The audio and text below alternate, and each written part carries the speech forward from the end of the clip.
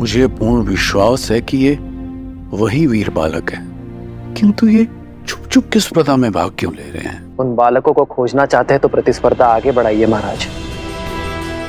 जिन्होंने पहले चरण में अपना शौर्य दिखाया है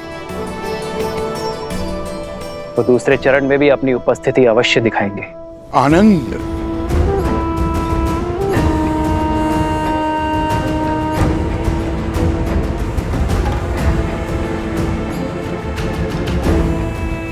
कोई बात नहीं, अभी कुछ देर में तुम्हारे मित्र प्रतिस्पर्धा जीत जाएंगे और तुम उनका सत्य सबके सामने उजागर करोगे। फिर हम दोनों उत्सव मनाएंगे।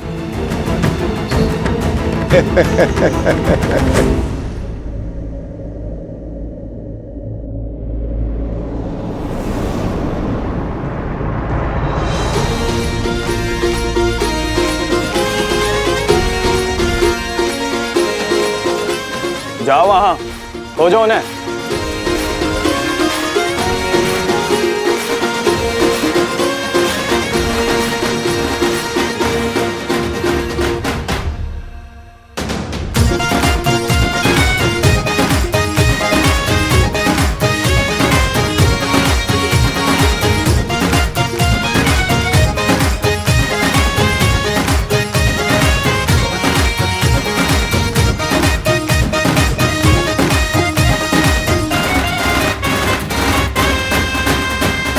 यदि माता के आदेश की बेड़ियां ना होती तो अब तक प्रभु श्री राम के आशीष पा चुके होते, कदाचित माता सीता के भी।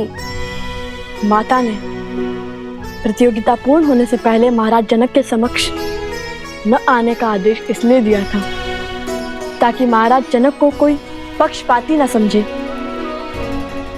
और यदि ये आदेश ना हुआ होता तो प्रतियोगिता स्थल से इतनी दूर इतनी बाधाएं पार कर स्पर्धा में भी ना जीते होते। उचित है। और वैसे भी प्रभु श्री राम का आशीष तो देर सवेर भी ले लेंगे हम।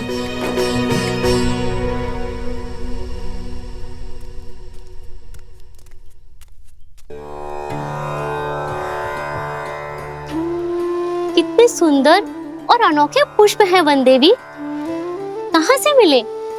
आश्रम के आसपास तो ऐसे पुष्प नहीं है। फाल्गु नदी से लौटते समय लवकुश लेकर आए थे। इतनी सुंदर और अद्वितीय माला बनाई, किंतु इतनी छोटी क्यों? ये मेरे आराध्य के लिए, जिनकी मूर्ति मैं सदा अपने साथ रखती हूँ। ये लवकुश भी ना जब सामने होते तो कोई ना कोई करतब कर मुझे चिंता में डाल देते हैं, और जब सामने नहीं होते तो किसी अनिष्ट का भय मेरी चिंता का कारण बन जाता है। तो सोचती हूँ किसी न किसी कार्य में अपना मन लगा लूं। आज भी न जाने कैसी चल रही होगी उनकी प्रतिस्पर्धा। कहीं माता उन्हें देखकर सत्य न जान गई हो। तो अब समय आ गया है इस प्रतियोगिता के दूसरे चरण का आरंभ करने का।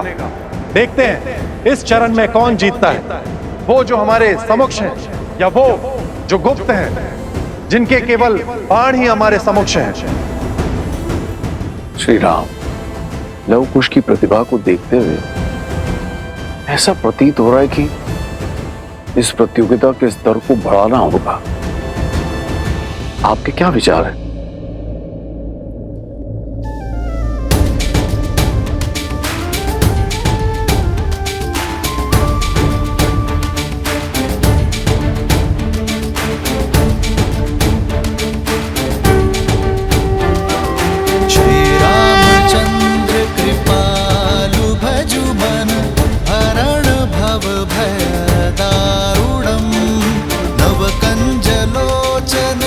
कंजमुख कर कंज पद कंजारुणम कंदर्प गणित अमित छवि नव नीला नीरज सुंदरम।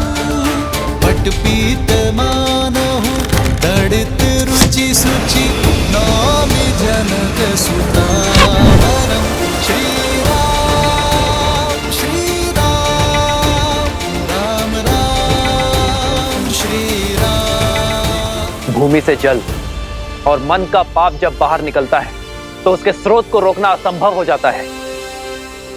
आज जो धनुर्धारी इस जल के स्रोत को रोक पाएगा वही वास्तव में महान कहलाएगा और इस चरण का विजेता भी।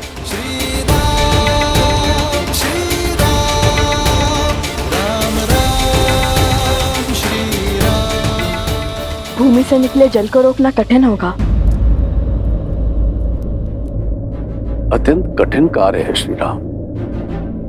किसी भी भूमि से जल निकालना गुरु अपने शिष्य को अवश्य सिखाते हैं, किंतु धरा से निकलते जल को रोकना ये हर किसी के बस की बात नहीं है।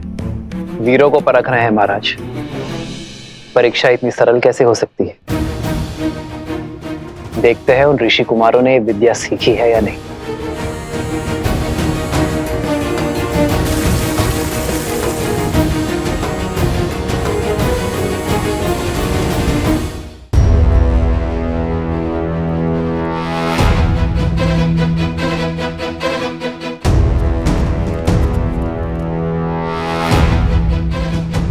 भैया, बिना माटी कंकड़ के इस धरती से निकलते जल को कैसे बंद करेंगे? असंभव।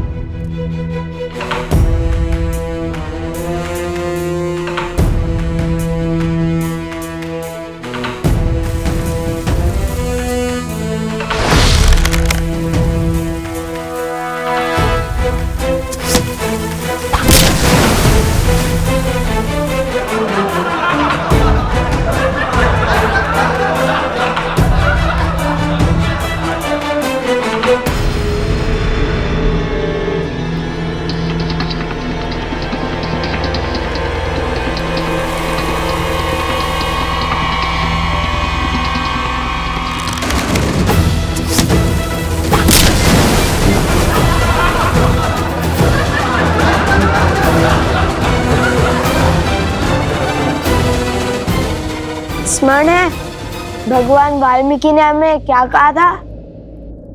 ईश्वर कोई कठिनाई ऐसे ही नहीं देता इसका हल संभव ना हो। अर्थात हमें समस्या पर नहीं, उनके शब्दों पर ध्यान देना चाहिए। श्री राम की दी हुई चुनौती को ठीक से समझना चाहिए। उनके मुख से निकले हर शब्द में ही संकट का हल होता है, किंतु सरल तो ये भी नहीं होगा, क्योंकि महान व्यक्ति और व्यक्तित्व के मुख से निकले शब्दों को समझने में कभी कभी पूरा जीवन निकल जाता है। अरे शीघ्र हल खोजिए भैया, जीवन भर यही थोड़ी ना छुपे बैठ सकते हैं। मन के गर्त से निकले पाप को रोकने के लिए क्या उपाय हो सकता है? ईश्वर की कृपा, और क्या।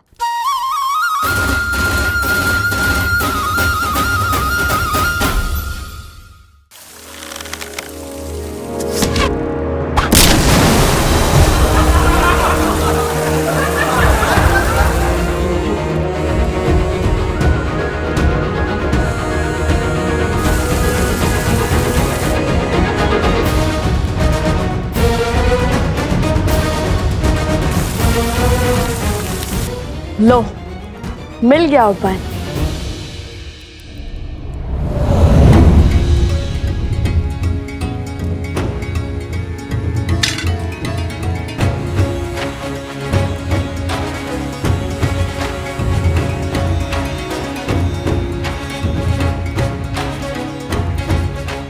जल का प्रभाव नीचे से ऊपर है, तो उसे रोकने के लिए हमें उसका विपरीत अर्थात ऊपर से दबाव बनाना होगा।